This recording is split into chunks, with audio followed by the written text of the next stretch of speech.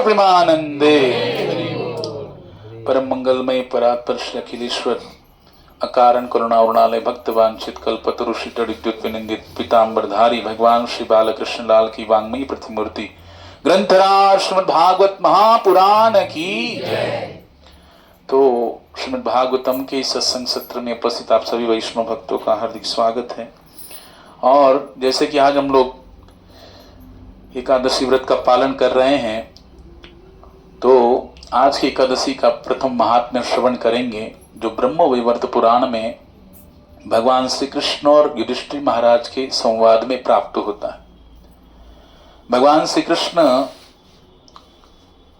को युधिष्ठिर महाराज प्रश्न पूछते हैं कि हे माधव, हे कृष्ण, भाद्रपद मास में जो कृष्ण पक्ष में आने वाली एकादशी का क्या महात्म्य है, उसका क्या महत्व है, किस प्रकार से उसको धारण करना चाहिए, उसकी विधि क्या है।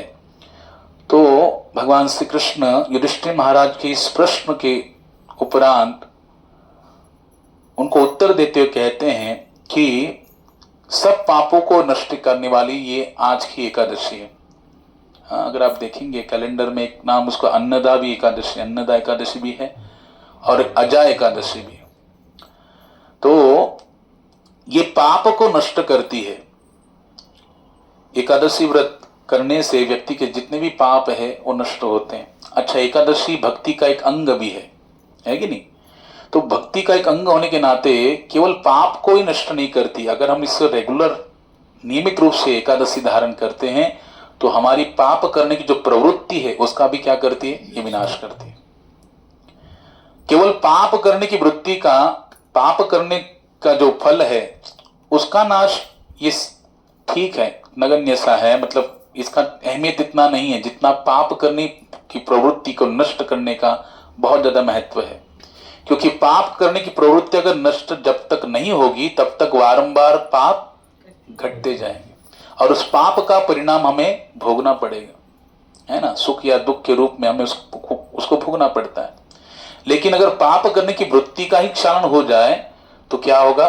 हाँ, हमसे जो भी क्रिया होगी वो कैसे होगी? भक्ति में क्रिया होगी, समझे कि नहीं?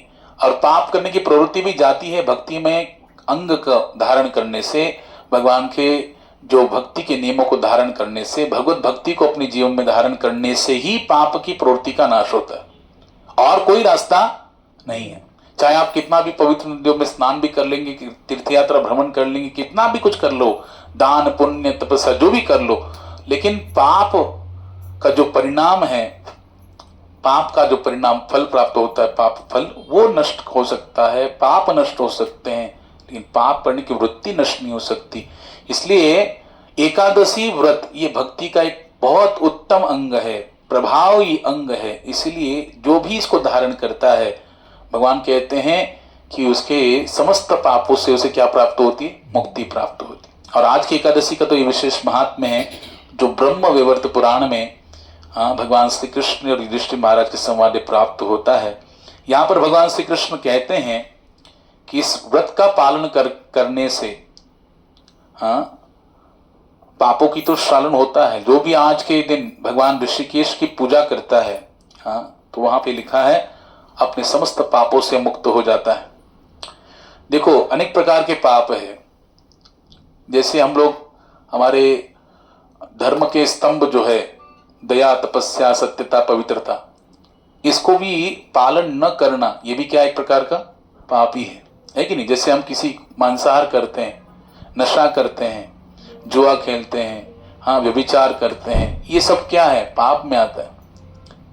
अन्य जितने भी पाप है, महापाप है, उपपाप है, जो भी पाप है, समस्त प्रकार के पापों का क्षरण एकादशी व्रत धारण करने से होता है। इसलिए कृष्ण यहाँ पर युधिष्ठिर महाराज को कह रहे हैं कि आज की एकादशी जो है इसका विशेष महात्म्य है पाप को क्षालन करना, नष्ट करना, उससे मुक्ति प्राप्त करना। और भगवान ने उसके लिए एक कथा बताई कि बहुत पहले एक राजा थे, उनका नाम था हरिश्चंद्र। हम जानते हैं हरिश्चंद्र राजा, जो सत्यवादी थे, सत्यवचनी थे और अपने जीवन में सत्य का पालन करते थे। जैसे युधिष्ठिर महाराज भी क्या थे? सत्यवादी थे। भागवत में एक जगह पे प्रभुपाद जी तात्पर्य लिखते हैं कि भगवान श्री कृष्ण तो कैसे हैं? नैतिकतावादी है कृष्ण, लेकिन कभी कभी कृष्ण क्या करते हैं, नीति को भी क्या करते, थोड़ा सा उसको भंग कर देते हैं, नैतिकता को भी भंग करके सामने वाले अधर्म को नष्ट करने के लिए कृष्ण कभी कभी नैतिकता के नियमों को तोड़ भी देते हैं। जबकि भगवान ने अपने व्रत को भी क्या कर दिया था, प्रतिज्ञा को भी भगवान ने तोड़ दिया था, है कि नहीं। अपने भक्ति की प्रतिज्ञा को धारण करने के लिए, भक्त के प्राणों की रक्षा करने के लिए भगवान ये सब कुछ करते हैं। लेकिन युधिष्ठिर महाराज जैसे जो भक्त है वो साक्षात धर्म के अवतार है, तो वो कभी भी अपनी नैतिकता को तोड़ने की कोशिश नहीं करते। इसलिए देखो युधिष्ठिर महाराज भी सत्यवचनी थे।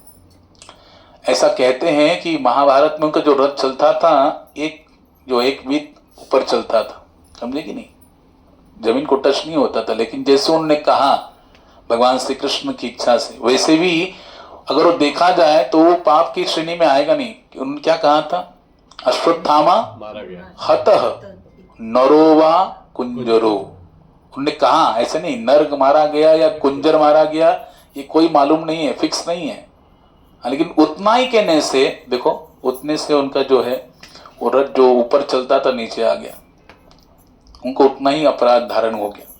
लेकिन यहाँ पर जैसे युधिष्ठिर महाराज सत्यवादी थे, सत्यवचनी थे, वैसे राजा हरिश्चंद्र भी क्या थे, सत्यवादी थे। एकादशी महात्म्य में बताया गया कि अनजाना में जो उनके द्वारा जो पाप हुए और अपने वचन की पूर्ति के लिए, क्योंकि उन्होंने देखा गया अपने विश्वामित्र जो है उनको उन्होंने क्या कर दिया था, स्वप्न में सारा राज्य दान कर दिया था। तो अपने वचन की पूर्ति के लिए उन्होंने अपना सर्वस्व क्या कर दिया, सर्वस्व राज्य गंवा दिया।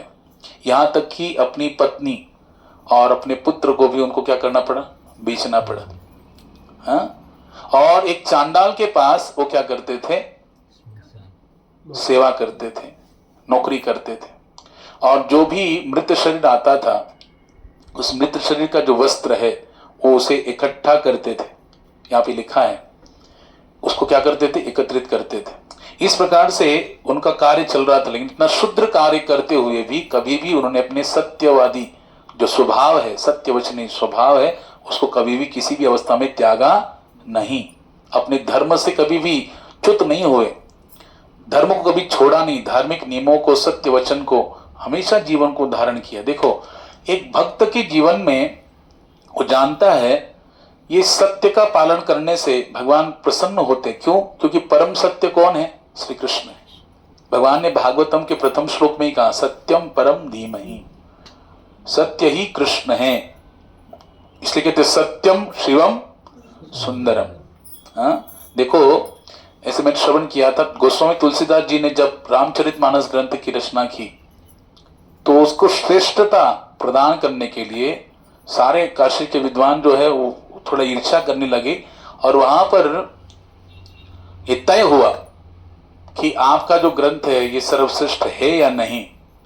इसको जानने के लिए जो है आपका ग्रंथ वहां रखा जाएगा, शिव जी के मंदिर में, काशी विश्वेश्वर के मंदिर में रखा जाएगा। और प्रातः काल होते ही उसको देखा गया तो उसमें क्या लिखा था, सत्यम शिवम सुंदरम, ये लिखा गया था भगवान शिव के द्वारा। तो वैसे ही हम देखा जाए तो भागवत में भी लिखा है, सत्यम परम धीमहि, जो कृष्ण है वो क्या है, परम सत्य है। और ऐसे परम सत्य भगवान की जो आराधना करते हैं उन भक्तों के जीवन में भी वो क्या करते, सत्य का पालन करते। हमें जितना भी हो सके अपने जीवन में सत्य का पालन करना चाहिए, सत्य वचन को धारण करना चाहिए। और जीवन भी हमारा सत्यवादी, सत्यवचनी होना चाहिए। और उस परम सत्य की ओर आकर्षित होते हुए उसकी भक्ति में कैसे हम अग्रसर हो सके, इसका प्रयास प्रामाणिकता से हमारे जीवन में होना चाहिए। तो यहाँ पर राजा हरिश्चंद्र भी अपने जीवन में भले शुद्र काम कर रहे। देखो भक्त के जीवन में कौन सा भी कार्य जो होता है ना, वो कभी भी छोटा नहीं होता है। और देखा जाए देखो चारों प्रकार के ये अभी दहंडी हुआ कि नहीं, है कि नहीं, भगवान श्री कृष्ण का आविर्भाव हुआ, उसके उपरांत दहंडी हुआ। तो कहते हैं भगवान श्री कृष्ण का जो स्तर लगता था, थर, किसी भी मटकी तो तोड़ने के लिए, तो हमारे महाराष्ट्र के संत कहते हैं कि वो 4 थर होता था। कितना? 4 स्तर में ठाकुर जी सबसे ऊपर रहते थे और नीचे फिर 4 स्तर, है कि नहीं? तो ये 4 स्तरों के ऊपर कृष्ण रहते थे। तो इसका एक आध्यात्मिक कारण बताया उन्होंने कि ये 4 थर क्या है, समाज के 4 वर्ण है कि नहीं? शूद्र है, उसके ऊपर क्या है? वैश्य है, उसके ऊपर क्षत्रिय है, उसके ऊपर सबसे ऊपर ब्राह्मण है। तो भगवान श्री कृष्ण इन 4 वर्णों से ऊपर है, समझे कि नहीं? इन 4 वर्णों पर उनका क्या है? आधिपत्य है। अच्छा देखो, सबसे नीचे कौन सा वर्ग है? शूद्र का वर्ग है, जो सेवा करता है। शूद्र का कार्य क्या है? तीनों वर्णों की सेवा करना। हाँ, ब्राह्मण का कार्य क्या है? समाज में शास्त्रों का ज्ञान जो है उसको वितरित करना। हाँ, क्षत्रिय का कार्य अपने बाहुबल से समाज के प्रजा की रक्षा करना। और कृषि गौरव वाणिज्यम वैश्य कर्म स्वभावजम, भगवद गीता में कहा गया, कृषि करना, व्यापार करना और गौ माता की रक्षा करना, ये क्या है? वैश्य का कार्य, व्यापार का कार्य। शूद्र का कार्य क्या है? इन तीनों वर्णों की सेवा करना, ये शूद्र वर्ग का कार्य। शास्त्र में ये भी कहा है, जन्मना जायते शूद्र, जन्म से क्या है? सभी क्या है? शूद्र ही है। इस कलयुग का ऐसा प्रभाव है। हाँ, जन्मना जायते शूद्र संस्कारात् भवेत् द्विज, वेदे पठेत भवेत विप्र, ब्रह्म जानाति इति ब्राह्मणः। क्या कह रहे हैं कि जन्मना जायते शूद्र, जन्म से सभी शूद्र है, लेकिन संस्कारात् भवेत द्विज, जब संस्कार होता है, उपनयन संस्कार होता है, नामकरण संस्कार होता है, तो व्यक्ति का उपनयन संस्कार समय द्विज, दीक्षा होती है ना, हमारी देखो दीक्षा होती है तो क्या होता है? हमारा जो नाम है वो पूरा चेंज हो जाता है, हमें आध्यात्मिक नाम दिया जाता है। इसका अर्थ क्या है? वो दीक्षा संस्कार जब होता है तो हमारा दूसरा जन्म होता है, नया जन्म, आध्यात्मिक जीवन हमारा प्रारंभ होता है। एक भक्त को पूछा गया कि आपकी आयु कितनी है, तो उसने कहा 4 साल, जबकि उसका आयु था 60 साल। उसने कितना कहा? 4 साल। बोले आप तो बाल तो पक गए, आप बोलते 4 साल की आयु है। बोले 60 साल तो मेरी ऐसी देखी जाए तो है, लेकिन 4 साल इसलिए क्योंकि इन्हीं 4 सालों में वास्तव में जीवन का महत्व मैंने समझा कि जीवन किस लिए दिया गया है। किसके लिए दिया गया? भगवान की भक्ति के लिए दिया गया है कि नहीं? और इसलिए मेरा प्रारंभ कहाँ से हुआ? आध्यात्मिक जीवन का इन्हीं 4 सालों में हो पाया। इसलिए मेरा जीवन क्या है? वास्तविक जीवन तो आध्यात्मिक जीवन ही वास्तविक जीवन है। इसलिए उन्होंने अपनी उम्र का क्या बताया? बोलो, 4 साल ही बताया। तो शूद्र जो जाति है, ये शूद्र जाति का कार्य क्या है? जन्मना जायते शूद्र संस्कारात् भवेत् द्विज। हम जब दीक्षा संस्कार होता है उस समय हमारा क्या होता है? नया जन्म होता है। इसलिए हमको नामकरण दिया जाता है। भौतिक नाम पीछे रह जाता है और आध्यात्मिक नाम क्यों? क्योंकि इसी नाम के द्वारा हम उस आध्यात्मिक जगत में अपने स्वरूप की प्राप्ति करेंगे और भगवान की दास्यता से सेवा में प्रवृत्त हो जाएंगे। इसलिए गुरुदेव कृपा करके हमको नामावली देते हैं। उसके उपरांत बोलते हैं, वेदे पठेत भवेत विप्रः। वेद का पठन करने से, शास्त्र का अध्ययन करने से व्यक्ति क्या होता है? विद्वान हो जाता है। लेकिन ब्रह्म जानाति इति ब्राह्मणा, ब्रह्म को जानने का जो प्रयास करता है, ब्रह्म यानी भगवान को जानने के लिए जो प्रयास करता है, वही क्या है? वास्तविक ब्राह्मण है। इसलिए ब्राह्मण का कार्य वही है। इसलिए 4 वर्णों में देखो, शूद्र समाज में सबसे ज्यादा महत्व किसको दिया जाता है? सबसे ज्यादा मान्यता या उसका सम्मान किसका किया जाता है? जो उम्र में ज्यादा हो, जिसकी आयु वृद्धि हो, सबसे ज्यादा उम्र वाला हो, उसको शूद्र समाज में सबसे ज्यादा सम्मान प्राप्त होता है। वैश्य समाज में, व्यापार समाज में उसको सम्मान प्राप्त होता है जिसके पास धन बहुत। क्षत्रिय समाज में उसको ज्यादा सम्मान प्राप्त होता है जिसके बाहुओं में बल हो, है ना, जिसका सैन्य बल अधिक हो, उसको सम्मान दिया जाता है।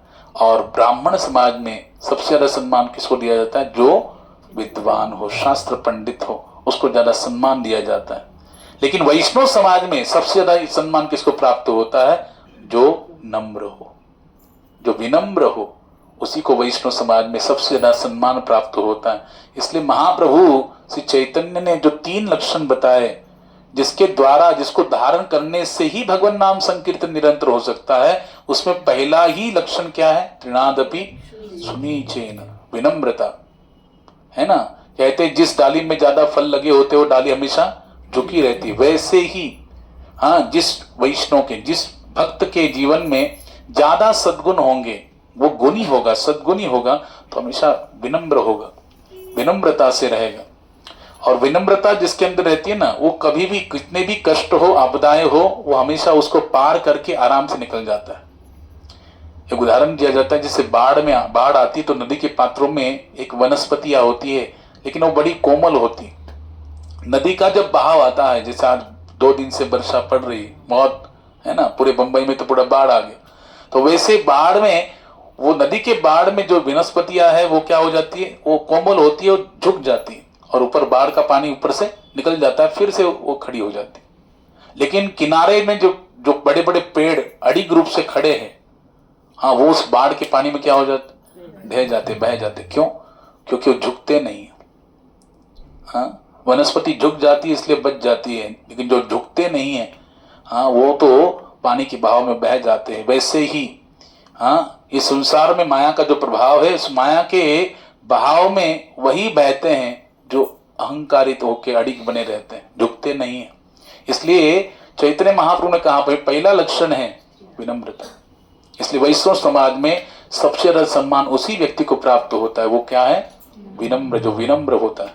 इसलिए यहां पर कह रहे हैं कि सत्य वचन को एक धारण किया किसने, हरिश्चंद्र राजा ने। और हरिश्चंद्र राजा धारण करते हुए उस नियम का पालन किया उन्होंने अपने जीवन कार्य में। इसलिए उनका जीवन, भले उनका पत्नी का और बच्चे का त्याग कर दिया उन्होंने, लेकिन उसके उपरांत भी अपने कार्य में उसको निम्न मानकर नहीं, अपनी सेवा मानकर, भगवत सेवा मानकर उसको करते रहे। एक दिन उन्होंने विचार किया कि ये कब तक मुझे करना पड़ेगा, हाँ, कहां तक करना पड़ेगा और इससे कैसे मैं छूट सकता हूं। ऐसा गहन विचार वो कर रहे थे राजा हरिश्चंद्र। और उसी समय गौतम ऋषि जो है उनके पास आए, ऋषि गौतम आए। और जैसे गौतम ऋषि आए, उन्होंने राजा का चिंतातुर चेहरा देखा और पूछताछ की कि राजन आप इतनी चिंता से ग्रस्त क्यों दिख रहे हैं, आपकी चिंता का कारण क्या है। तो राजा इतने प्रसन्न हुए और उन्होंने कहा कि ये ब्राह्मण जो है, ब्राह्मण वर्ग समाज के जो है, ये क्या है, लोगों की विपदाओं को, कष्टों को हरण करने के लिए, हाँ, और अपने शास्त्रीय ज्ञान से उनको कुछ ना कुछ उपाय बताने के लिए, जिससे लोग कष्ट हरण हो सके। इसलिए भगवान ने इस ब्राह्मणों को प्रतिष्ठापित किया है। इसलिए राजा हरिश्चंद्र ने जब अपना सारा दुख बता दिया कि ऐसे ऐसे मेरे जीवन में कष्ट हो रहा है, कैसे मैं इससे छुटकारा पा सकूं, तब गौतम ऋषि ने उनको उपाय बताया कि भाद्रपद मास के कृष्ण पक्ष में, ऐसे गुजरात और महाराष्ट्र के अनुसार देखेंगे तो श्रावण मास का कृष्ण पक्ष है। अगर आप काल निर्णय देखेंगे ना तो उसमें श्रावण मास का कृष्ण पक्ष है। लेकिन अन्य राज्यों में भादो का मास प्रारंभ हो गया। भाद्रपद मास के कृष्ण पक्ष में आने वाली एकादशी का नाम है अजा एकादशी या अन्नदा एकादशी। इसका आप पालन कीजिए और इस व्रत का पालन करके रात्रि को जागरण कीजिए। एकादशी को जागरण करना चाहिए और आप सभी विपत्तियों से क्या हो जाओगे, मुक्त हो जाओगे। हे राजन, केवल आपके लिए ही मैं यहां आया था। देखो, अगर हमारे जीवन में वास्तव में सत्य प्रतिष्ठापित हो, हाँ, तो भगवान को क्या होता है, अपने भक्त की सारी चिंता होती। हाँ, कौन किसी भी चीज का हमको खेद नहीं करना चाहिए, क्योंकि जगतपति जगन्नाथ जी सब जानते हैं, है ना, लक्ष्मीपति नारायण सब जानते हैं हमें क्या कष्ट है, हमें किस कष्ट की हमें नष्ट करके हम हमारे जीवन सुख में हो सकता है, वो सब भगवान जानते हैं, उसकी आपूर्ति ठाकुर जी कर देते हैं। इसलिए भगवान ने कहा केवल हमारे हाथ में क्या है, अन्य चिंतन। हम चिंतन करना है, चिंता करने की आवश्यकता हमें नहीं है। हमें क्या करना चाहिए, चिंतन। क्यों? चिंतन करने से क्या फायदा होगा, भगवान गीता में कह रहे 9वें अध्याय के 22वें श्लोक में, अनन्यास चिंतयन्तो माम ये जना परिपासते तेषाम नित्याभियुक्तानाम योगक्षेमम वहाम्यहम्। ठाकुर जी कह रहे अगर तुम अनन्य भाव से मेरा चिंतन करोगे, हाँ, चिंता को त्यागते हुए चिंतन को ज्यादा महत्व दोगे, तो मैं क्या करूंगा, अनन्य भाव से, जब मेरे लिए न अन्य, केवल मेरे ही लिए। इसलिए देखो भगवान कितने चातुर्यपूर्ण वचन है ठाकुर जी के और कितने महत्वपूर्ण है। ध्यान से सुनिए क्या कहते हैं, सर्वधर्मान परित्यज्य माम एकम। क्या कहा, माम यानी मेरा, एकम यानी केवल और केवल मात्र मेरी, माम एकम शरणम ब्रजः। ठाकुर जी कहते केवल और केवल मात्र मेरी ही शरण आपको लेनी पड़ेगी, है ना। अनन्यास चिंतयन्तो माम, किसका चिंतन, माम यानी मेरी, अनन्याश्चिन्तयन्तो माम ये जना परिपासते। फिर अगर आप मेरे प्रति अनन्य भाव से चिंतन करोगे तब जाके तेषाम नित्याभियुक्तानाम योगक्षेमम वहाम्यहम्, आपका जो भी भार है मैं वहन करूंगा। आपके पास जो नहीं है वो उसको प्रोवाइड करूंगा, जो है उसकी रक्षा करूंगा। ये भगवान वहां पे क्या देते, वचन देते। और ठाकुर जी क्या है, सत्यम परम धीमहि। ध्यान से सुनिए, ठाकुर जी सत्य वचनी है, सत्यवादी है। वो अपने वचन भले तोड़ने के लिए तैयार हो जाते हैं, अपने खुद के वचन, लेकिन भक्त के लिए ठाकुर जी अपना सर्वस्व अर्पण कर देते हैं। जितना भक्त भगवान के प्रति समर्पित होता है, उतना ठाकुर जी भी उस भक्त के प्रति समर्पित होते हैं। भगवान को अपने भक्त पर क्या होता है, पूर्ण विश्वास होता है, भरोसा होता है। उसकी भक्ति पर भगवान न्यौछावर हो जाते हैं, प्रसन्न हो जाते हैं। इसलिए भगवान ने कहा, हमारे आचार्य कहते हैं, नरोत्तम दास ठाकुर कहते हैं कि तुम्हारा हृदय सदा गोविंद विश्राम, गोविंद कहे न अमार वैष्णव परान। वैष्णव के हृदय में गोविंद क्या करते हैं, विश्राम, भगवान निवास करते हैं। समझे कि नहीं? इसलिए के तो बहुत सुंदर बात बताया आप भागवतम का महात्म्य में, जब सनकादिक ऋषि देवर्षि नारद जी को यजमान बना के भागवतम को प्रारंभ करते हैं, तो भक्ति माता अपने ज्ञान वैराग्य के साथ वहां पे आती है। तो भक्ति माता पूछती है कि मैं कहां पर विराजमान हो जाऊं, कहां बैठूं? तो वहां पे सनकादिक ऋषि कहते हैं, सकल भुवन मध्य निर्धनास्ति धन्या निवसति रिधि तेषाम भक्ति श्री हरिर भक्ति रेखा हरिरपि निज लोकम सर्वथा विहाय प्रविशति रिधि तेषाम भक्ति सूत्रोपनद्ध। ठाकुर जी क्या करते हैं, जैसे कोई वैष्णव है, उनका नाम भजन कर रहा है, सेवा कर रहा है, तो ठाकुर जी अपने हरिरपि निज लोकम सर्वथा विहाय, केवल और केवल मात्र जो हरि का भजन करता है, तो भगवान अपने वैकुंठ धाम को त्याग कर, हरिरपि निज लोकम, निज लोक मतलब वैकुंठ, उसको त्याग कर ठाकुर जी उस वैष्णव के हृदय में प्रवेशित होते। और वहां पर क्या कहते हैं, भगवान अगर जाना भी चाहे, सनकादिक ऋषि कह रहे हैं देवर्षि नारद जी को और भक्ति माता को, ठाकुर जी अगर जाना भी चाहे तो भी नहीं जा सकते। भक्ति सूत्रोपनद्ध, उस भक्त के भक्ति के सूत्र में भगवान क्या हो जाते हैं, आबद्ध बन जाते हैं। वो भाग नहीं सकते, वहां से निकल नहीं सकते। इसलिए ठाकुर जी कहते हैं तुम्हार हृदय सदा गोविंद विश्राम। वैष्णव के हृदय में क्या है, गोविंद का विश्राम स्थान है। क्यों? क्योंकि भक्ति वहां पर उपस्थित है। इसलिए भक्ति को बहुत ही महत्व दिया गया। भक्ति माता को बहुत महत्व दिया गया। भक्ति माता भगवान को अत्यंत प्रिय, जहां भक्ति है वहां ठाकुर जी बिन बुलाए वहां पे आते हैं।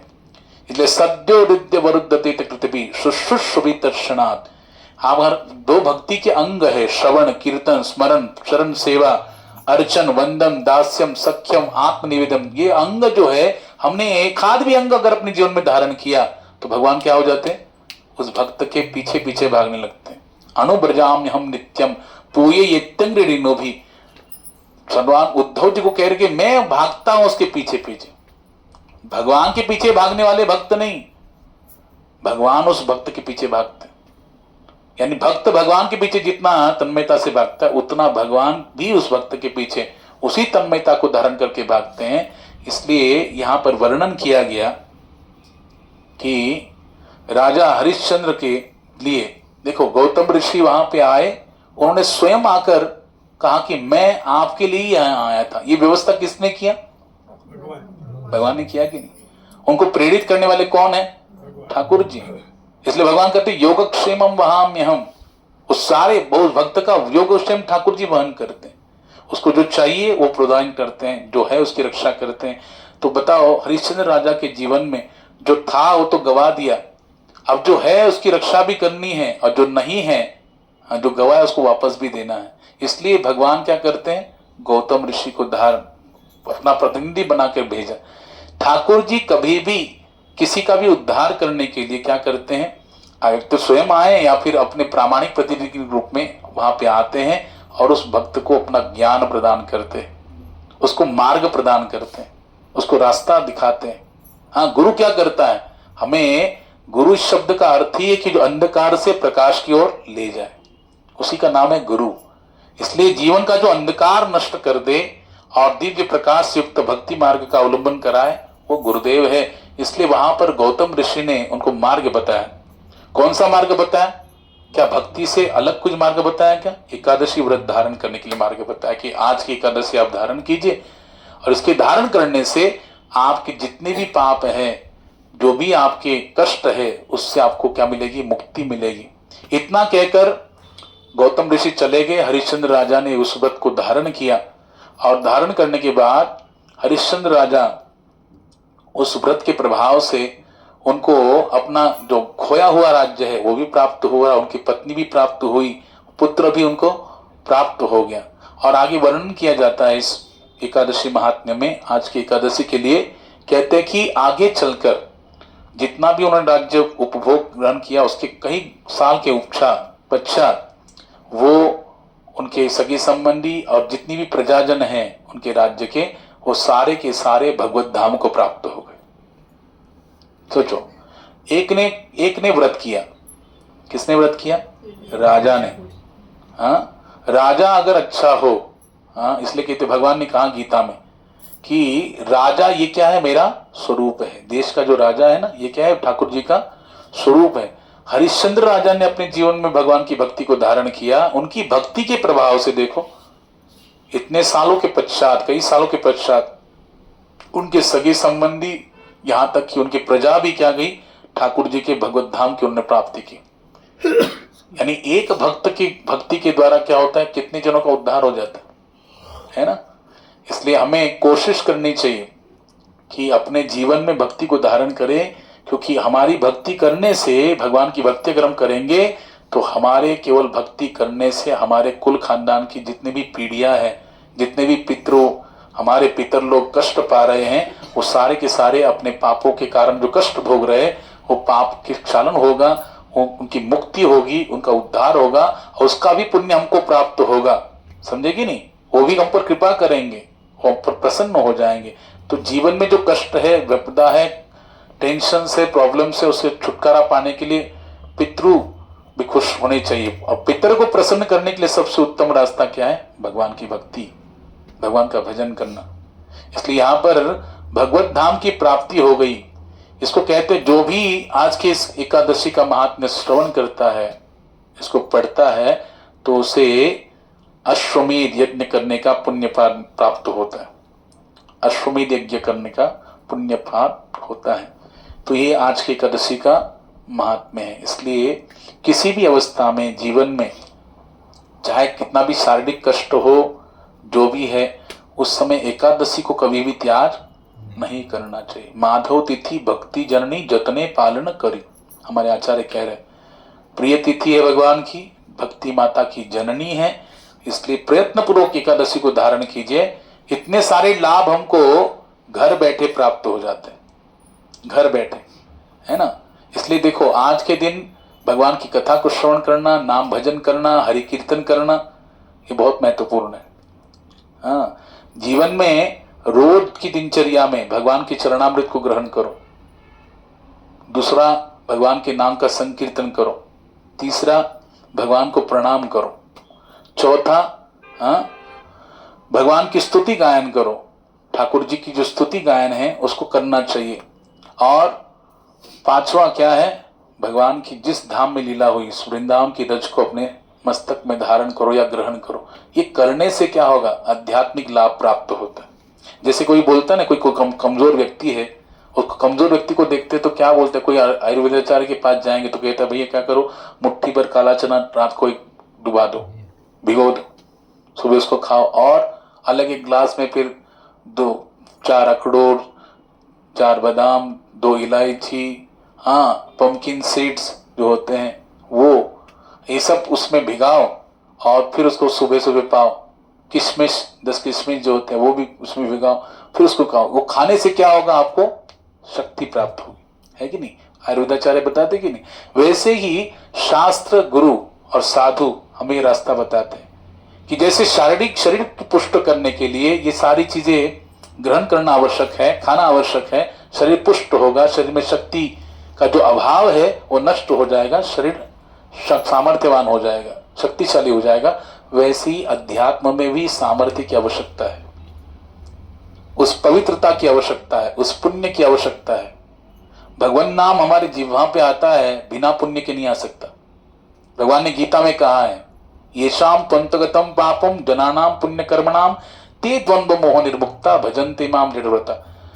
जिसका पाप नष्ट हो चुका है और पुण्य उदित हो गया है, वही क्या कर सकता है? भजन्ते माम दृढ़व्रता, दृढ़ता से भजन कर सकता है।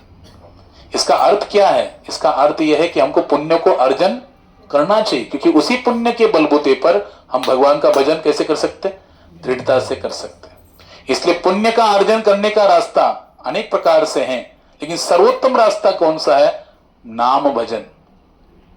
इसलिए कहते हैं हमारे महाराष्ट्र के संत ज्ञानेश्वर महाराज कहते हैं, हरि मुखे मना पुण्याची गणना को न करी। हरि का नाम लेने से इतना पुण्य प्राप्त होता है कि उसकी गणना नहीं कर सकता कोई, उसको मूल्य मापन नहीं किया जा सकता कितना पुण्य मिलेगा, है ना। इसलिए हरि का नाम लेना चाहिए, पुण्य बढ़ता जाता है। और भगवान कह रहे हैं पुण्य बल के कारण ही हम भजन को दृढ़ता से कर सकते हैं। इसलिए जीवन में जितना हो सके हमको पुण्य करता रहना चाहिए, सत्कर्म करने की कोशिश करनी चाहिए। हाँ, मैंने बताया था, बहुत सुंदर बात, क्या बोलते हैं? मोदक प्रिया गणेश अर्चन प्रिया भगवती, है ना। मोदक, जब ये गणेश जी आएंगे कि नहीं, मोदक किसको प्रिय है? गणेश जी को प्रिय है। आप गणेश जी को मोदक लगाओ, गणेश जी खुश हो जाएंगे। और भगवती अम्बा या भगवत जननी जो है भगवती माता, वो कैसे प्रसन्न होगी? अर्चन प्रिया भगवती, शास्त्र कह रहा है। उनको अगर ठीक प्रकार से अर्चन करेंगे, पूजा करेंगे, या अलंकार प्रिय भगवती, उनको अलंकार प्रस्तुत करेंगे, प्रदान करेंगे, तो खुश हो जाती है। और नमस्कार प्रियो भानु हो, सूर्यदेव कैसे प्रसन्न होंगे?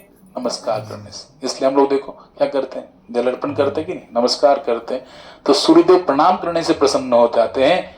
जलधारा प्रियो शिव, भगवान शिव पे अगर जलधारा का वर्षाव किया जाए, अर्पण किया जाए, तो प्रसन्न हो जाते। उपकार प्रियो विष्णु, भगवान विष्णु कैसे प्रसन्न होते? उपकार करने से।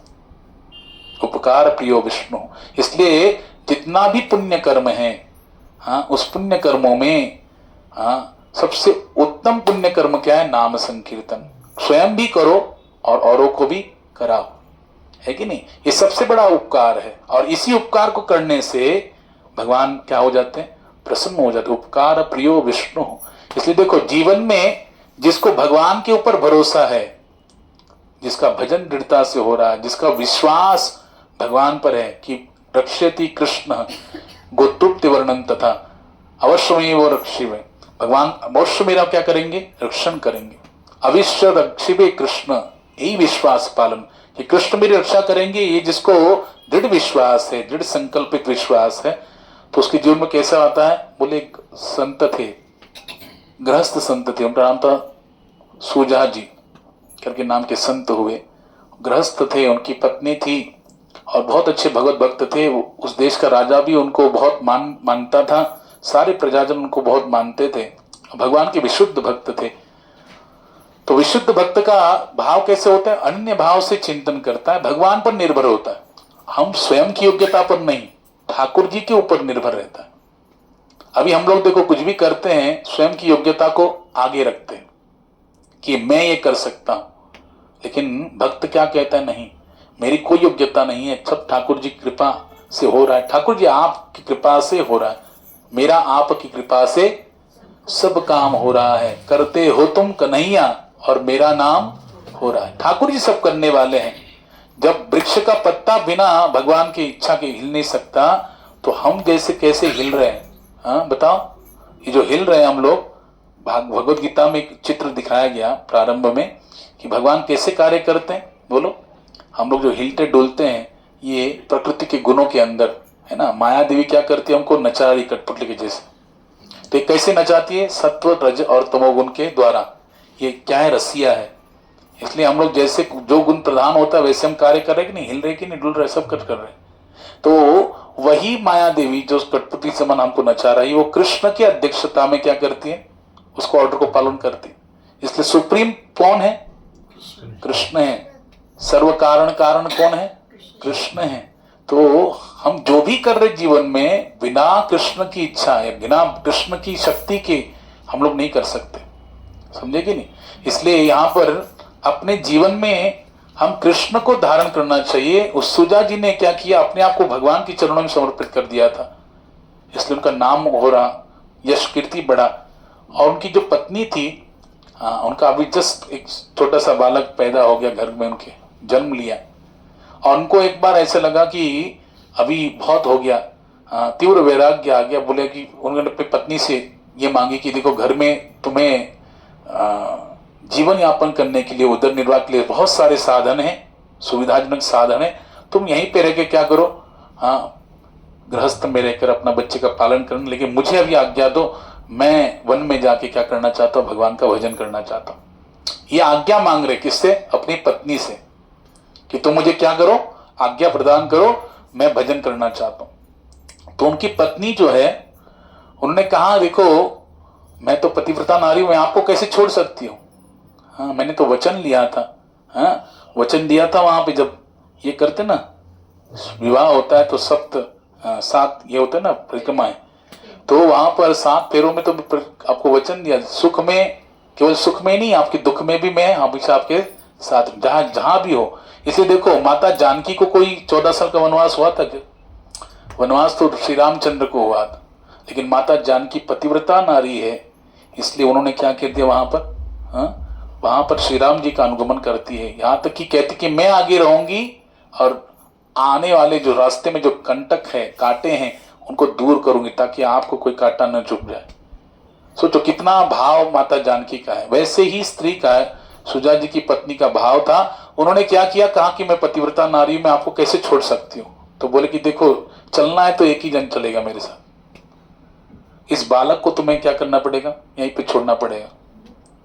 बोले अभी भी तो इसने जन्म लिया है, मैं कैसे इसको छोड़ जाऊंगी, क्या बात कर रहे हो। हाँ भगवान की कृपा से बालक जन्म लिया है, अभी छोटा सा बालक है, ये तो चलना भी नहीं आया उसको, हाँ यह पूरी तरह हम पर निर्भर है। बोले नहीं नहीं कुछ नहीं, सब भगवान देखते हैं, भगवान की इच्छा के बगैर पेड़ का पत्ता नहीं हिलता। तो हम कुछ जो भी कर रहे हैं भगवान ठाकुर पर निर्वाह के लिए निर्भर हो जाओ, अगर तुम्हें आना है मेरे साथ तो इसको छोड़ना पड़ेगा, ये शर्त रखा। तो उसने कहा कि देखो मैं आपकी पत्नी हूं, पहले मुझे आप प्राप्त हुए, मैं माँ बाद में हूं, पत्नी पहले हूं, इसलिए मैं ठीक है आपके साथ आने के लिए तैयार हूं। उस बच्चे को वहीं पे छोड़ दिया वन में, और फिर पूरा जीवन भर उन्होंने क्या किया, 11 साल 12 साल पूरा तीर्थ भ्रमण करते करते पति पत्नी ने भजन किया।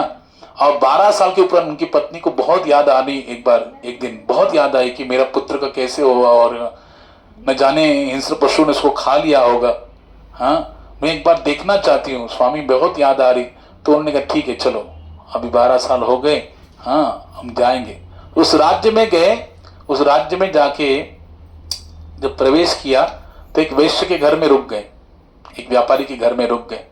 वहां पे वो व्यापारी भक्त था, उनका स्वागत किया, उनको सेवा करने लगा। तो उसने पूछ लिया कि बताओ भैया, ऐसे एक तुम्हारे राज्य में एक संत हुए सुजा जी। बोले हाँ।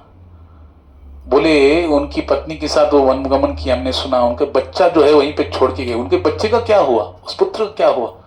बोले क्या हुआ, देखो भगवान की कैसी कृपा है, उन पुत्र को छोड़ के चले गए थे, और भगवान जो की व्यवस्था ऐसी कि उस राज्य का राजा उनको बहुत मानता था सुजात जी को। जब उनकी ऐसी वैराग्य अवस्था को श्रवण किया तो उनको ढूंढने के लिए चले गए, और ढूंढते ढूंढते जब देखा, सैनिकों ने देखा कि वो तो मिले नहीं, उनका जो पुत्र है वहीं पे था। वो राजा जी के पास लेके आए, राजा को कोई पुत्र नहीं था। ध्यान से सुन रहे ना आप लोग, सुन रहे ना आप लोग, कि राजा को कोई पुत्र नहीं था, संतान नहीं थी।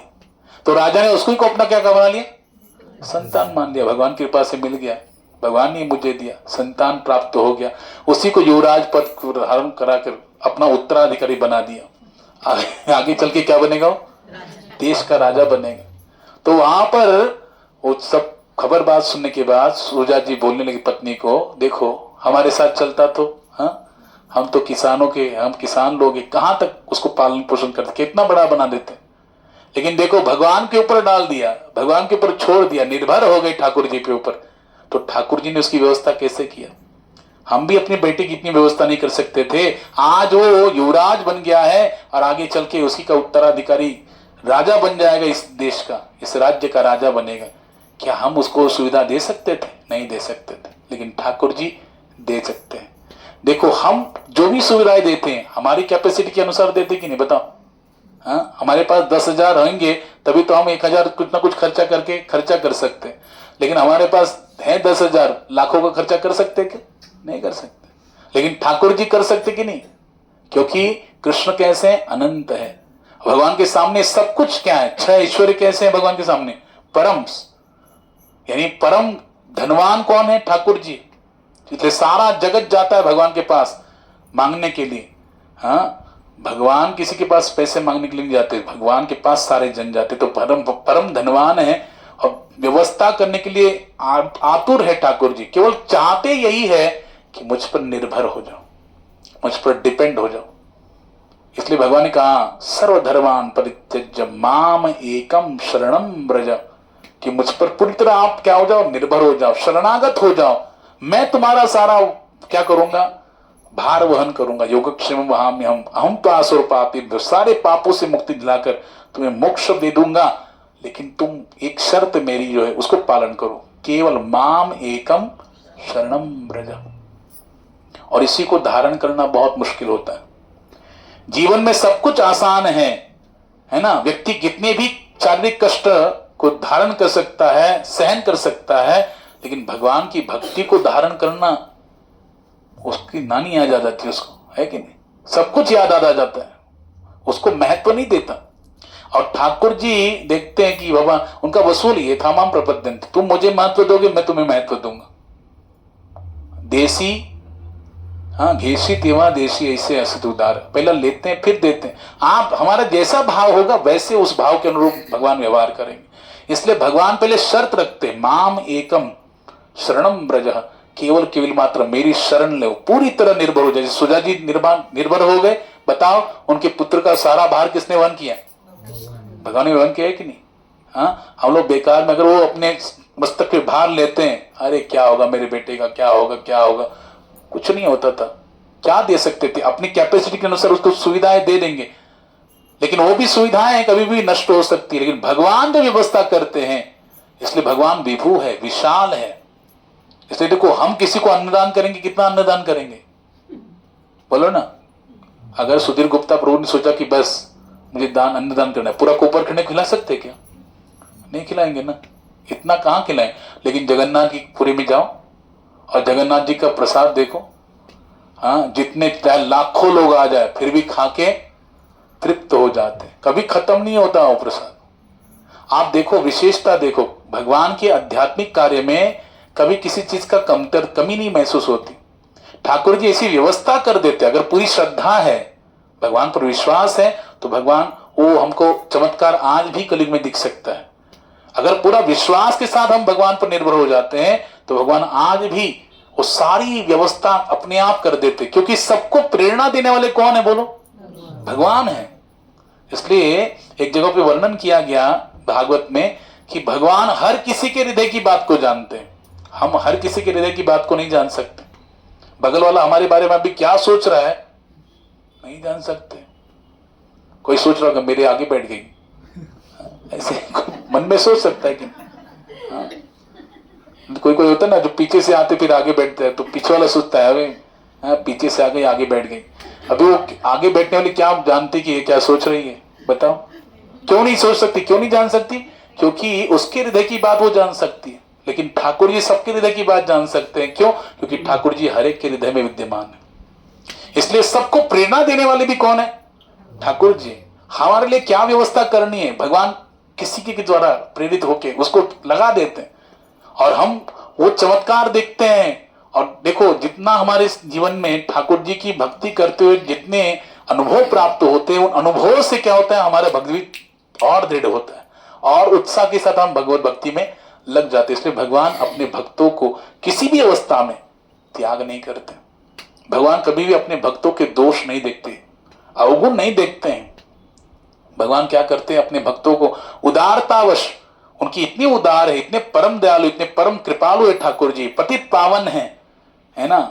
इसलिए उनकी कृपा पर निर्भर रहने वाले भक्तों को भगवान इतना निहाल कर देते, इतना निहाल कर देते। भक्त कहते कृपा की न होती जो आदत तुम्हारी, तो किस दिल में होती इबादत तुम्हारी। हाँ, न हम होते मुलजिम न तुम होते हाकिम, तो कैसी ये चलती अदालत तुम्हारी, है कि नहीं।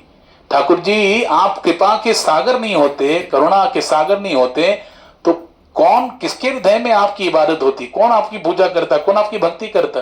आप तो परम दयालु है, पतित पावन है, भक्त वत्सल है, दीन बंधु दीनानाथ है, ये आपके वृद्ध है, इस नाम से आपको संबोधन प्राप्त होता है।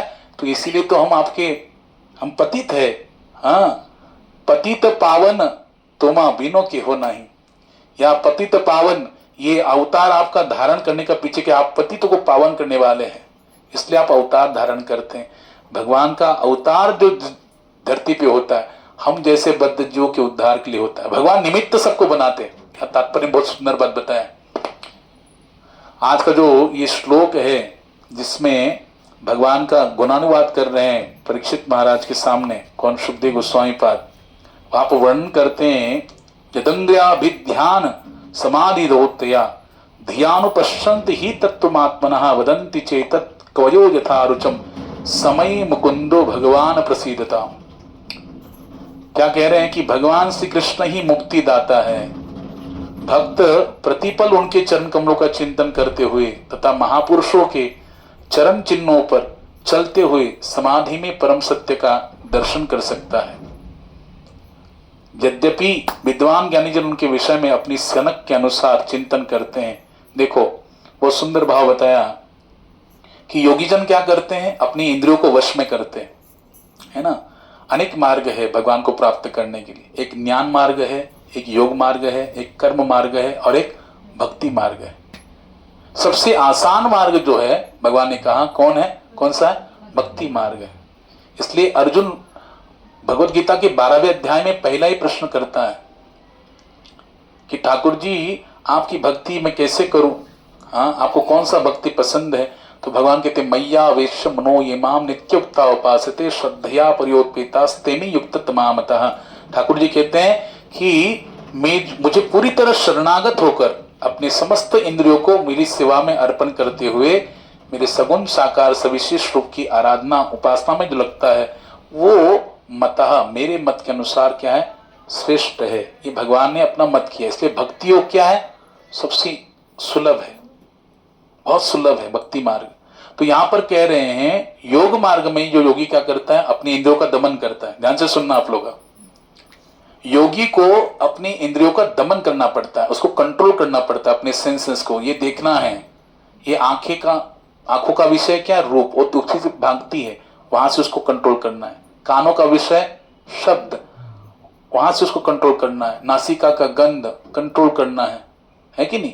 जिह्वा का स्वाद, त्वचा का स्पर्श, ये सारा कंट्रोल करके फिर वो कहां लगाता है, भगवान में लगाता है। हृदय में स्थित परमात्मा में उसको केंद्रित करता है और फिर जाके उसमें ध्यान लगाकर उन पर अपना ध्यान एकाग्रित कर कर फिर वो समाधि की अवस्था में प्राप्त होता है। यम नियम आसन प्राणायाम प्रत्याहार धारणा ध्यान समाधि, ये अवस्था उसे प्राप्त होती।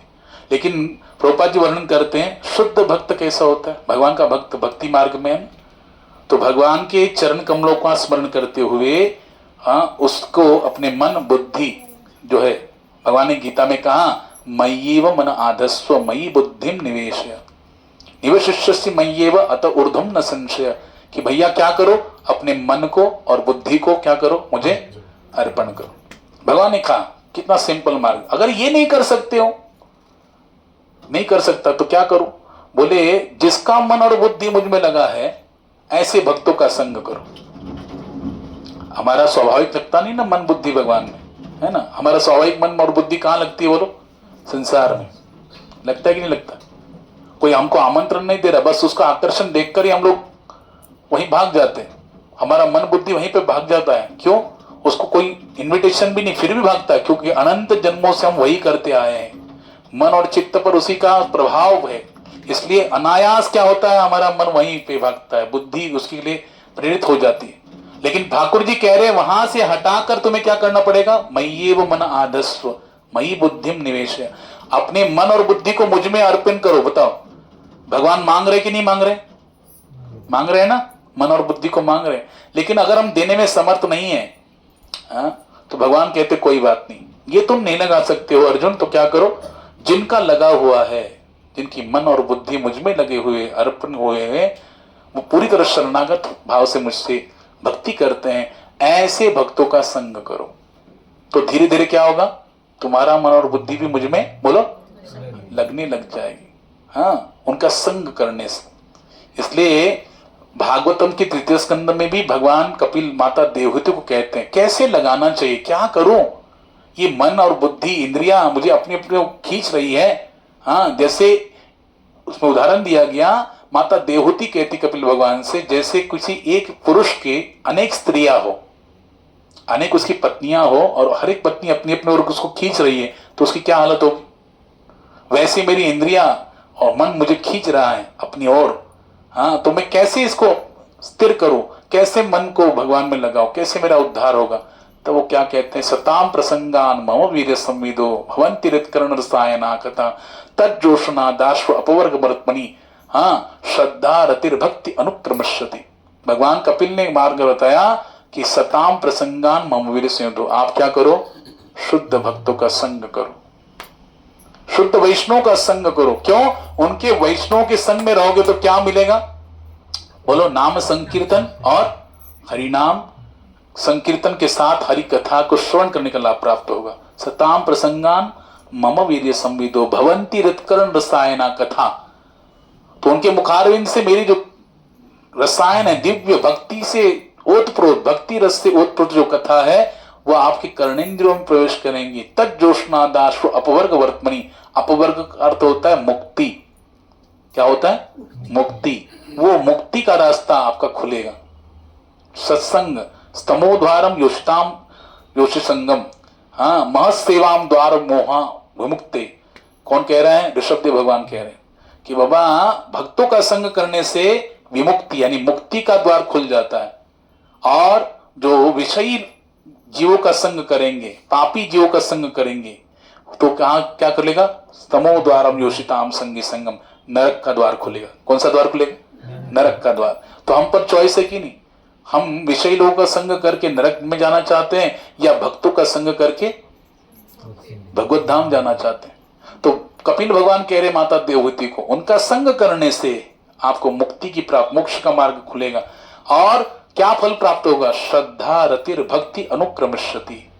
माता आपके हृदय में, हाँ, भगवान के प्रति दिव्य श्रद्धा, दृढ़ श्रद्धा प्रकट होगी, और श्रद्धा से युक्त होकर फिर भगवान के भक्ति में रति यानी रुचि प्रकट होगी, और फिर मद भक्ति, भगवान कहते, फिर भगवान की भक्ति का आपको प्रतिदान प्राप्त होगा, प्रतिफल प्राप्त होगा। इसलिए श्रद्धा रतिर भक्ति अनुक्रमश्यति, अनुक्रम से कपिल भगवान कह रहे श्रद्धा होगी, फिर रति, फिर भक्ति, ये तीनों भी प्राप्त होंगी। तो बताओ संग का कितना महत्व है। यहां पर कह रहे हैं भक्त अपने जीवन में क्या करता है, शुद्ध भक्त अपने जीवन में इंद्रियों को नियंत्रित करता है। कैसे करता है, प्रभुपाद जी कह रहे कि ऋषिकेन ऋषिकेश सेवनम भक्तिरुत्तमा। रूप गोस्वामी पाद भक्ति रसामृत सिंधु में कह रहे हैं कि इंद्रियों के स्वामी जो ऋषिकेश है, उनकी सेवा में अगर इंद्रिया अर्पण कर देंगे तो इंद्रिया क्या हो जाएंगी, स्थिर हो जाएंगी। अगर हम ये नियम ले ले कि मैं आंखों से कृष्ण का दर्शन करूंगा, हाँ, तो कृष्ण का दर्शन करने से क्या होंगे, वास्तविक ये आंख के विषय कौन है, कृष्ण ही है। भगवान ने ये जो देह दिया, बताओ, ये 84 लाख योनियों में से एक देह है कि नहीं, नवजा जल लक्षाणी, कितने 9 लाख योनियां कौन सी है, जलचरों की। हाँ, स्थावरा लक्ष विंशति, ये जो स्थावर वृक्ष आदि वनस्पतियां है, इनकी कितनी लाख योनियां हैं, 20 लाख। कृमियों रुद्र संख्या का कि कीट पतंगों की जो योनियां हैं, जंतुओं की, वो कितनी है, 11 लाख योनियां हैं उनकी। हाँ, कृमियों रुद्र संख्या का। हाँ, पक्षिनाम 10 लक्षणम, पक्षियों की कितनी योनियां हैं बोलो, 10 लाख योनियां। हाँ, स्त्रींश विंशाति पशवः, 30 लाख योनियां किसकी है, 4 पैर वाले पशुओं की। जितने भी 4 पैर वाले पशु हैं उनकी कितनी योनियां हैं बोलो, 30 लाख योनियां हैं। और चतुर्लक्षाणी मानवः, 4 लाख योनियां किसकी है? मानवों की। लेकिन पूर्ण विकसित जो मानव शरीर है वो उसमें से एक है। हाँ, तो इतना दुर्लभ मनुष्य जीवन है, और उस दुर्लभ मनुष्य जीवन में अगर हमें भगवान के भक्तों का संग मिलता है, और ये देह भगवान ने दिया किस लिए? भगवान ने गीता में कहा, हाँ, ब्राह्मण सर्वभूतानि यंत्रारूढ़ानि मायया, ये भी एक यंत्र है। क्या है? यंत्र है ना। इसे देखो, शास्त्र भी कहता, वैज्ञानिक भी कहते कि भाई महीने में 2 बार क्या करना चाहिए? एटलीस्ट फास्टिंग करना चाहिए, है ना। ये भी एक यंत्र है, शरीर भी एक यंत्र है। इसको मेंटेन करने के लिए आपको उपवास करना चाहिए। तो हमारे ये तो अभी वैज्ञानिक कह रहे हैं, जो वैदिक शास्त्र के विद्वान वो कह रहे हैं, लेकिन हमारे ऋषि मुनियों ने क्या किया? पहले से व्यवस्था की, भाई एक भक्ति का अंग एकादशी, इसको क्या करो आप? कठोरता से पालन करो। फिर उसमें क्या है? बोले एक निर्जल व्रत भी है, बिना जल के व्रत करना, एकादशी व्रत करना। एक क्या है? एक भुक्त व्रत, यानी एक टाइम खाकर फलाहार करके व्रत करना। एक है नक्त व्रत। नक्त व्रत का मतलब होता है कि पूरा दिन भर क्या करना है? फास्टिंग करना है, और शाम को आपको थोड़ा सा फलाहार करना है। और एक तो फिर क्या है, हमारे मराठी में कहते हैं श्री सारखं चरा पण एकादशी करा, है कि नहीं। भेड़ बकरियां जैसे होती है, खाती रहती। बकरी को आप कितना भी खिलाओ, फिर हरी घास डालोगे फिर खाएगी। तो कितना भी भाई खाओ, एकादशी का प्रसाद खाओ, जितना पेट भर के खाओ, बारंबार खाओ, लेकिन वही खाओ, और कोई अन्न प्रसाद मत करो। एकादशी धारण करो, लेकिन, है कि नहीं, क्योंकि भक्ति का अंग है। तो हम जैसा भी कठोरता से इसको पालन करेंगे, तो बताइए अपने जीवन में भक्ति का अंग पालन करेंगे, तो जितना कठोरता से हम इसको पालन करते हैं, तो इंद्रिया क्या होती है बताओ। आप देखो मेंटेलिटी कैसी है। एक भक्त हमारे बहुत अच्छा बताते हैं कि हम लोग सोचते हैं ना, एक संत ने कहा कि जीवन में जैसा सोचोगे वैसे बनोगे। Simple theory. हम जैसा सोचते हैं वैसा बनते जाते हैं, आगे हमारा रास्ता वैसे ही वैसे हमारा जीवन हो जाता है। इसलिए सोचने की स्थिति जो कैसी सकारात्मक होनी चाहिए, नकारात्मक नहीं। ये होगा नहीं होगा, पहले क्या कोई लोग होते कि नहीं होगा, मुझसे नहीं होगा, नहीं होगा तो वो नहीं होगा। हम जैसा सोचेंगे वैसे हमारे जीवन में घटित होता है। इसलिए अच्छा सोचो ना, पॉजिटिव सोचो, सकारात्मक सोचो। लेकिन सकारात्मक सोच भी कब आएगी? जब आप भगवत भक्ति करोगे, तो अपने आप सताम प्रसंगान मम विदुषीविदु। देखो, याद रखो, भौतिक जगत में चाहे आपको कितने भी अच्छे मार्गदर्शक मिल जाए, लेकिन जब तक आप अध्यात्म में प्रवेशित नहीं होंगे, हमारे जीवन में अध्यात्म जब तक नहीं आएगा, तब तक हमको कभी भी शांति प्राप्त होने वाली नहीं है। न समाधान प्राप्त होगा, न संतुष्टि प्राप्त होगी, याद रखना। इसलिए भगवान ने गीता में कहा, क्या कहा कि ठाकुर जी कहते हैं कि भोक्ताराम यज्ञ तपसाम सर्वलोक महेश्वरम सुरधम सर्वभूतानाम ज्ञात्वा माम शांति मृच्छति। भगवान ने 2 बार गीता में शांति का सूत्र बताया, दो जगह पे। एक तो क्या कहते हैं ठाकुर जी कि जो समस्त तपस्याओं का भोक्ता मुझे जानता है, समस्त लोकों का, जितने भी लोक हैं ना, 14 लोक ब्रह्मांड में, उसका महेश्वर मुझे जानता है। समस्त जीवों का शुभचिंतक जो मुझे जानता है, उसे ही शांति प्राप्त होती। देखो, है कि नहीं शांति का सूत्र। यानी जब तक हम भगवान को नहीं जानेंगे, भगवान को नहीं मानेंगे, भगवान की भक्ति को धारण नहीं करेंगे, उनको महत्व नहीं देंगे, तब तक शांति मिलने वाली है क्या? नहीं मिलेगी। चाहे कितना भी आपके पास धन आ जाए, कितनी भी आपके पास विद्वत्ता आ जाए, कितना भी आपके पास सुंदरता, सारे ऐश्वर्य आ जाए, लेकिन जो शांति है, हाँ, यहां तक कि देखो अमीरों को घर में उनको तो सोने के लिए भी निद्रा की गोलियां लेनी पड़ती, इतना धन वैभव है। लेकिन देखो, उतने जितना ज्यादा भौतिक धन होगा, धन के दोष है, 15 दोष है। जितना भी हो, जितना भी कमा, उतना कम ही लगता है। आप जरा देखो कभी भी, है ना, जितना भी कमा उतना कम लगता है। यानी इसलिए जब हम स्टार्ट किए ना यहाँ पर, हाँ, द्वितीय स्कंद, प्रथम स्कंद में क्या बताया, द्वितीय स्कंद में क्या बताया, स्थूली भगवतो उपमन संधार्य। ठाकुर जी ने क्या क्या व्यवस्था दी है बताओ। वर्षा का जल दिया पीने के लिए, कंदराएं दी, कंदराएं समझते ना, गुफाएं पर्वतों में, किसके लिए? रहने के लिए। हाँ, खाने के लिए फलदार वृक्ष, है ना, फल दिए, हम लोग जी सकते हैं। सोने के लिए पंत को क्या किए, पृथ्वी को ही बिछौना बनाकर सो सकते हैं। ये तकिया, क्या हमारा ये हाथ जो मोड़ देंगे तो क्या हो जाएगा, तकिया हो जाए। हम जितनी सुविधाओं को कम करेंगे, उतना जीवन क्या होगा, सुखी होता जाएगा। हमने अपेक्षाएं आशाएं जितनी ज्यादा करेंगे, आशा ही परमम दुखम नैराश्यम परमम सुखम, भागवत कह रहा है। जितनी आशाओं को लगाएंगे, इच्छाएं करेंगे, धारण कामनाएं जितनी रखेंगे, उतना दुख होगा। लेकिन जितना नैराश्य धारण करेंगे संसार से, हाँ, इसलिए महाराष्ट्र के संत तुकाराम महाराज कहते, कौन सी भक्ति भगवान को प्रिय है? हिची थोर भक्ति आवडते देवा, संकल्पावी माया संसाराची, ठेविले अनंते तैसेची राहावी, चित्ती असु द्यावे समाधान। भगवान ने जिस अवस्था में रखा है, हाँ, उसमें समाधानी रहो। क्योंकि वो अवस्था हमारे लिए क्या है? अच्छी है। हमको लग रहा है कि अरे क्या ये अवस्था दिया है, कितना कष्टमय अवस्था है, लेकिन इस समय वो अवस्था हमारे लिए योग्य है कि नहीं? भगवान कहते हैं तू करता वो है जो तू चाहता है, लेकिन होता वो है जो मैं चाहता हूं। अब तू कर वो जो मैं चाहता हूं, होगा वो जो तू चाहता है कि नहीं? हम वही करते हैं जो हम चाहते हैं, लेकिन होता क्या है? जो ठाकुर जी चाहते हैं। याद रखना, जब वृक्ष का पत्ता भी भगवान की इच्छा के बगैर नहीं हिल सकता, तो हमारे जीवन में जो घटनाएं घटित हो रही है, तो भगवान की बिना इच्छा के हो रही क्या? भगवान का सर्व कारण कारण, इसे ब्रह्मा जी को कहना पड़ा। यहां पे आएगा अभी भागवत में, ब्रह्मा जी कहते हैं मैं कारण नहीं हूं। नारद जी आगे कह रहे हैं इसी भागवतम के द्वितीय स्कंद में कि मैं तो देख रहा हूं कि आप ही समग्र सृष्टि के सृजन करता है, आप ही सबको निर्माण करने वाले दिखते हो। ब्रह्मा जी कहते नारद जी, आपके जैसे जो है ना, हाँ, जीव है, जो बद्ध जीव है संसार के, जिनकी अपूर्ण इंद्रिया है, गलतियां करते हैं, धोखा देने की प्रवृत्ति है, मोह माया के मोह से ग्रसित है, ऐसे जो जीव है वो मुझे ही क्या मानते हैं? स्वामी मानते हैं। अरे आप ही रचयिता है, लेकिन मैं नहीं हूं। कौन है? ईश्वर परम कृष्ण सच्चिदानंद विग्रह अनादिरादिर गोविंद सर्व कारण। हाँ, सभी कारणों के मूल कारण गोविंद है, समझे कि नहीं?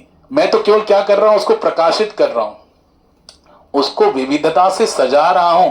वो सृजनात्मक सृष्टि है ना, वो भी ज्ञान मुझे भगवान ने दिया, मेरी कोई योग्यता नहीं है। तो बताओ, भक्त अपने जीवन में जो भी धारण करता है ज्ञान की अवस्था, उसका श्रेय अपने ऊपर नहीं लेता, किसके ऊपर देता है? भगवान को देता है, क्योंकि जानता है समस्त कारणों के कारण ठाकुर जी। इसलिए भगवान कहते हैं कि तू करता वो है जो तू चाहता है, होता वो है जो मैं चाहता हूं। अब तू कर वो जो मैं चाहता हूं, होगा वो जो तू चाहता है। यानी हम अगर चाहते कि जो हमारी इच्छा है वो पूरी करना चाहते हैं, तो पहले भगवान जो चाहते हो करना प्रारंभ करो, है कि नहीं? तब जीवन में क्या होगा? जो हम चाहते हैं। याद रखना, ऐसी कोई भी इच्छा नहीं है संसार में जो भगवान की भक्ति करने से पूर्ण नहीं होगी। आप अनुभव करते कि नहीं करते मुझे मालूम नहीं है। हमें प्रतिक्षण क्या करना चाहिए? एक परीक्षक जैसा जीना चाहिए, परीक्षण करना चाहिए। हम जो भक्ति मार्ग में लगे हैं, इतने सालों से लगे हैं, कितना परिवर्तन हमारे जीवन में आया, क्या क्या घटनाएं घटित हुई, पहले हमारा जीवन कैसा था, अभी हमारा जीवन कैसा है। थोड़ा थोड़ा कभी अभी परीक्षण तो करो, कभी चिंतन तो करो, तो हमें वहां दिखाई देगा। अगर हम चिंतन करेंगे तो हमें दिखाई देगा कि पहले का हमारा जो जीवन था कैसा था, कितना कष्टमय था, कितने टेंशन से युक्त था। लेकिन हम जब पूरी तरह भगवान पर निर्भर होने लगे, तो भक्ति में आने के बाद ठाकुर जी हमारा भार संभालते हैं, तो भगवान अपनी व्यवस्था के अनुसार हमारा, हाँ, सारा कार्यभार संभाल लेते हैं। हमारे जीवन की नैया वही पार करा सकते हैं, है ना?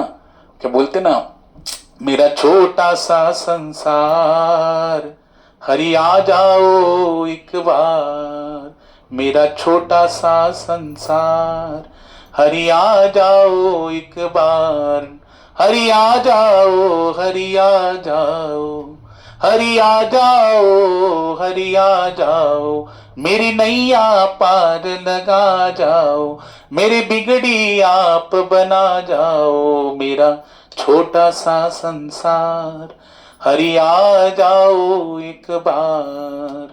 यानी ठाकुर जी को प्रार्थना करता है भक्त, और उस भक्त की भक्ति के आगे भगवान उसके समस्त भार को वहन करने, मैंने बताया था ना सुजा जी का। सोचिए, वो अगर चाहते तो अपने पुत्र को इतना बड़ा पद दे सकते थे क्या? लेकिन भगवान पे डाल दिया, तो ठाकुर जी ने क्या कर दिया, हम सोच भी नहीं सकते इतना बड़ा पद दे दिया। ध्रुव महाराज को कितना बड़ा पद दे दिया बताओ, ध्रुव लोग, अटल लोग। तो भगवान अपनी सोच के अनुसार, अपने कैपेसिटी के अनुसार देते हैं, और हम मूर्ख लोग क्या करते हैं, हम अपने ऊपर निर्भर होकर हम अपना अहंकार प्रस्तुत करते हैं, मैं करता हूं, मैं कर, कितना करोगे? हाँ, वो कहते हैं मुल्ला की दौड़ मस्जिद तक, है कि नहीं? क्या बोलते, मुल्ला की दौड़ मस्जिद तक, वो मस्जिद तक ही जाएगा, उससे आगे कहां जाएगा, है कि नहीं? वैसे ही हम कहां तक जा सकते?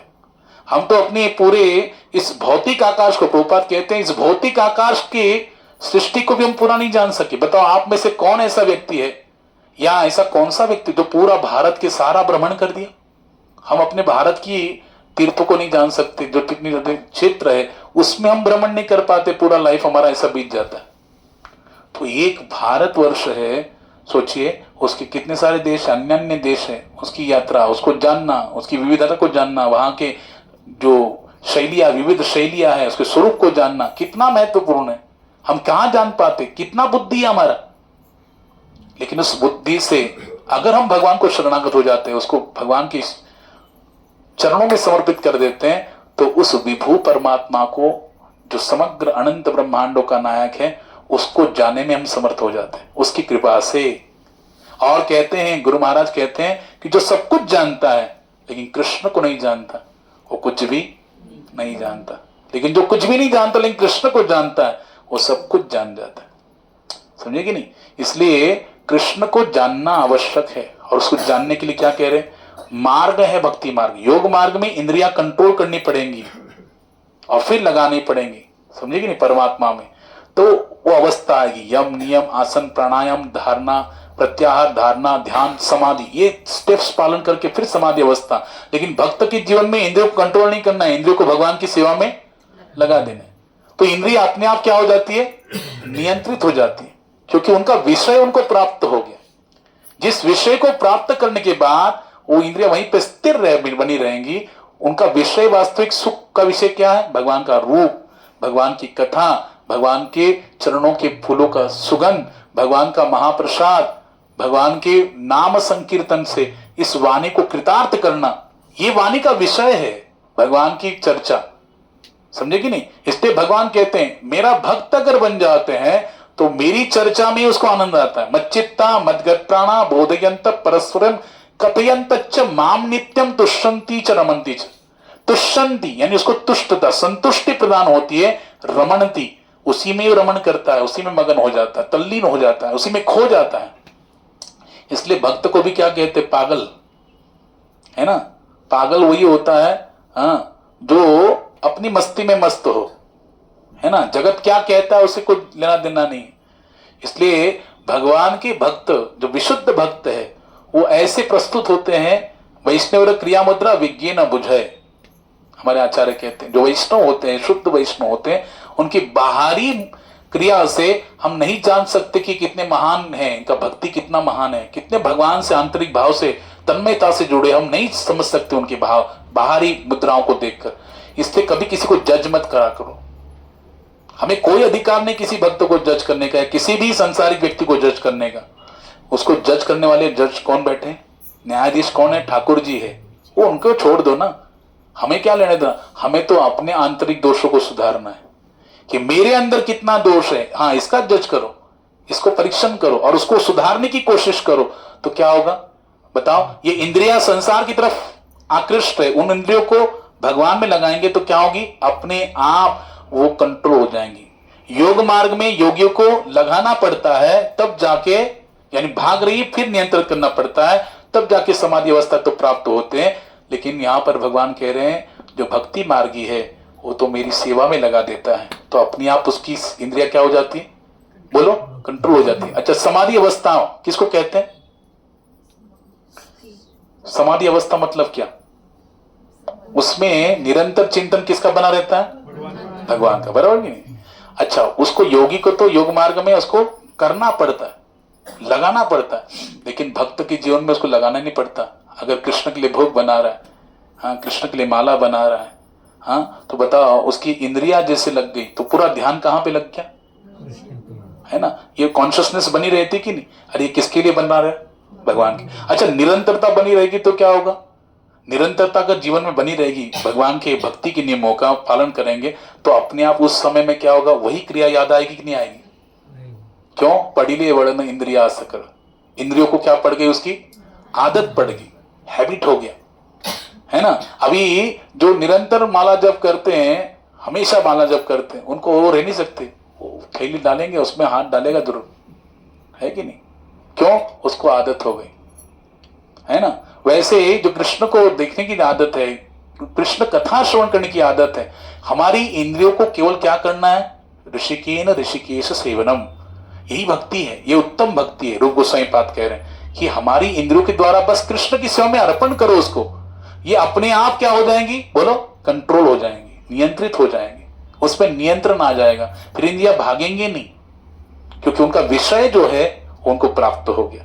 इसलिए समाधि अवस्था में भक्त को लगाना नहीं पड़ता, वो जो कृष्ण की सेवा में लगा रहता है तो उसका चिंतन बना ही रहता है। बताओ, जैसे उत्सव आते हैं ना, बड़े बड़े भाद्र मास में बहुत सारे उत्सव आते हैं, बलराम जयंती हो गया, जन्माष्टमी हो गया, राधाष्टमी हो गया, हाँ, इतने सारे उत्सव आते हैं, कार्तिक मास में उत्सव आते हैं, ये पूरे साल भर जो उत्सव होते हैं, इन उत्सव में सेवा अगर हम तन्मयता से कर रहे हैं तो बताओ, उसके अरेंजमेंट से सोचना पड़ता है, बुद्धि लगी कि नहीं वहां पर, अरे कैसे करना है, हाँ?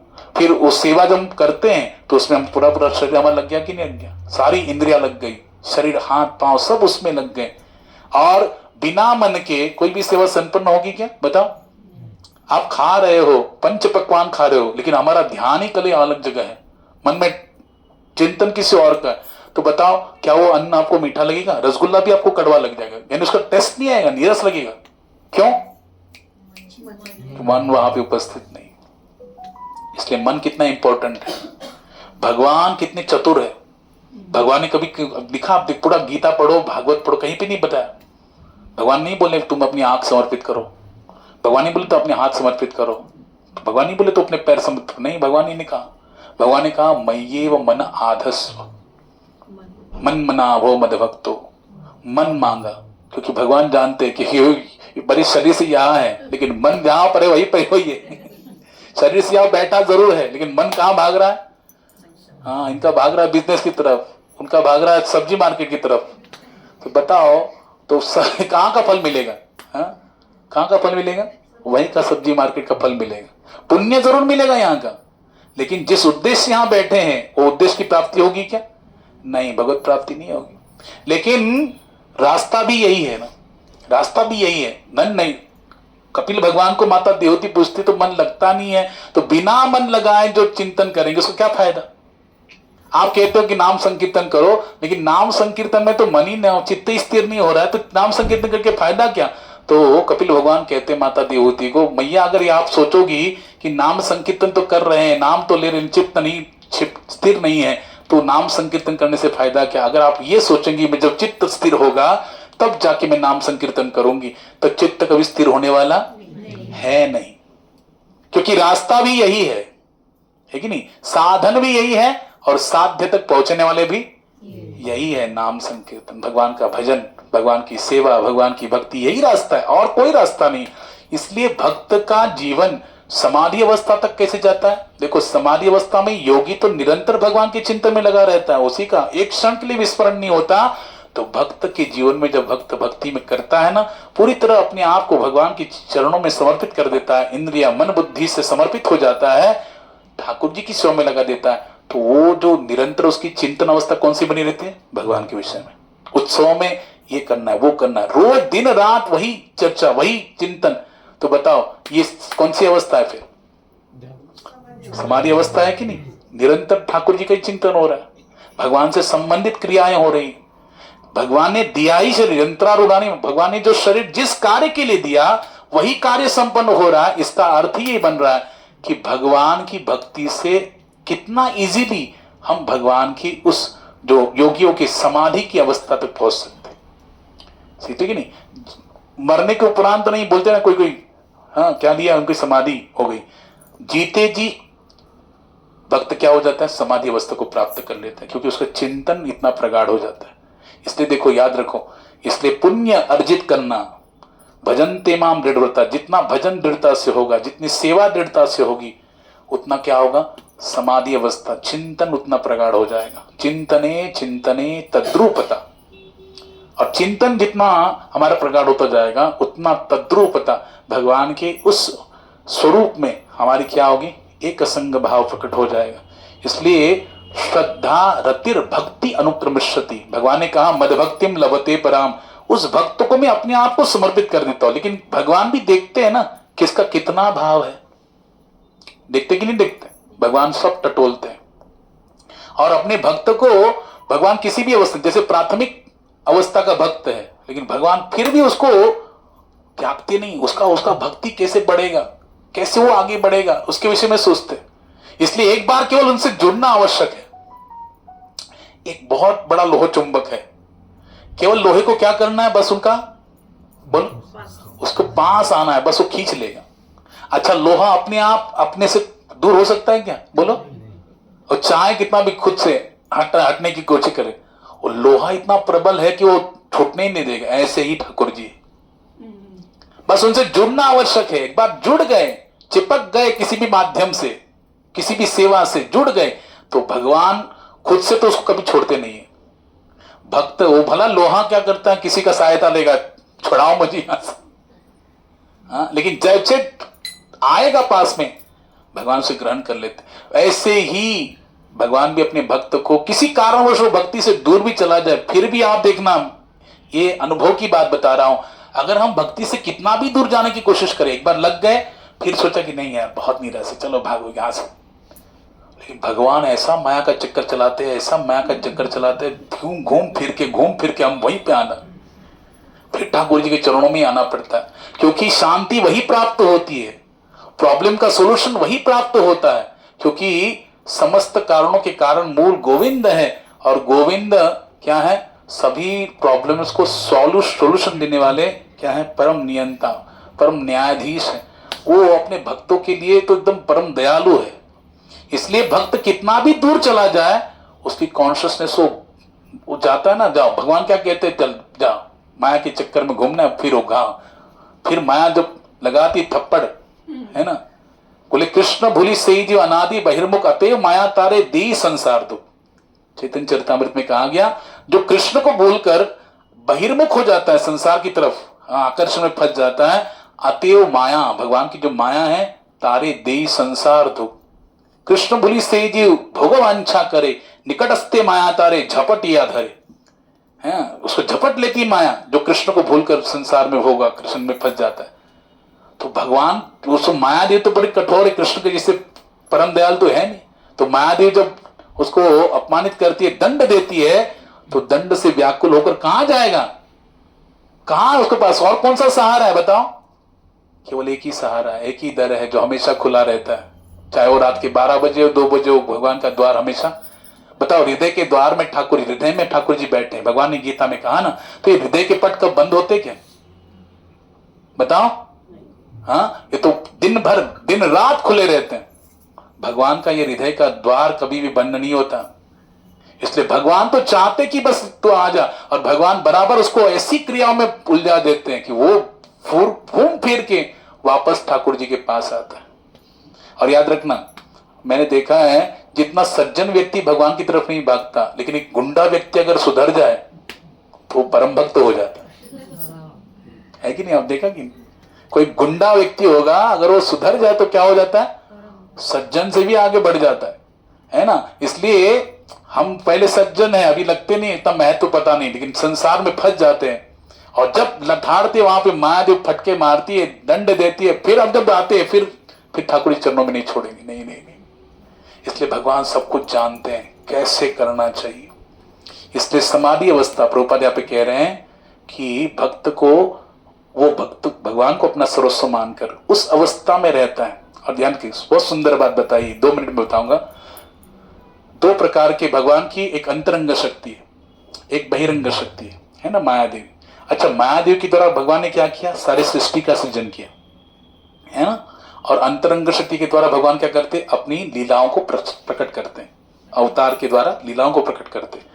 तो यहां पे दिखा गया, परीक्षित महाराज ने, देखो परीक्षित महाराज के पास कितने दिन है, 7 ही दिन है।